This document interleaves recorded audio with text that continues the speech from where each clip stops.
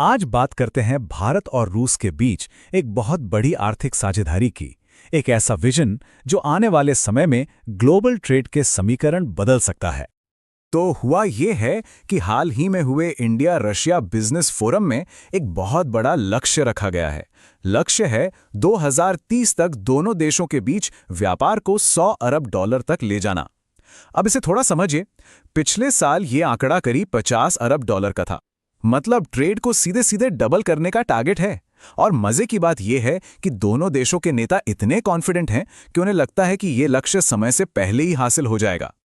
तो सबसे बड़ा सवाल यही उठता है कि इतना बड़ा टारगेट आखिर से हकीकत में कैसे बदला जाएगा? क्या है इसके पीछे की प्लानिंग? इस विश्लेषण में हम इसी पर बात करेंगे कि इस पार्टनरशिप की नींव क्या है, इसे आगे बढ़ाने वाली स्ट्रैटेजी क्या है और पूरी दुनिया के लिए इसके क्या मायने हैं। देखिए, इतने बड़े एम्बिशन के पीछे दो बहुत मजबूत पिलर्स हैं। एक तो है दशकों पुराना विश्वास और दूसरा है भारत में आया जबरदस्त आर्थिक बदलाव। तो पहला और सबसे मजबूत पिलर है आपसी विश्वास। और ये कोई मामूली शब्द नहीं है। ये दशकों से बने गहरे पॉलिटिकल और स्ट्रेटेजिक रिश्तों का नतीजा है, जो अब इस बड़ी इकोनॉमिक छलांग के लिए एक लॉन्च पैड की तरह काम कर रहा है।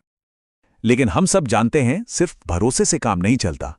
इसीलिए इस पार्टनरशिप का जो दूसरा पिलर है वो है भारत का अपना जबरदस्त इकोनॉमिक ट्रांसफॉर्मेशन, जो इस रिश्ते को आगे ले जाने के लिए एक ठोस जमीन तैयार करता है। ये रिफॉर्म परफॉर्म ट्रांसफॉर्म का मंत्र असल में भारत की इकोनॉमिक कहानी बताता है। पिछले एक दशक में देश ने जीएसटी जैसे बड़े टैक्स रिफॉर्म्स किए हैं। डिफेंस और स्पेस जैसे सेंसिटिव सेक्टर्स को प्राइवेट इन्वेस्टमेंट के लिए खोल दिया है।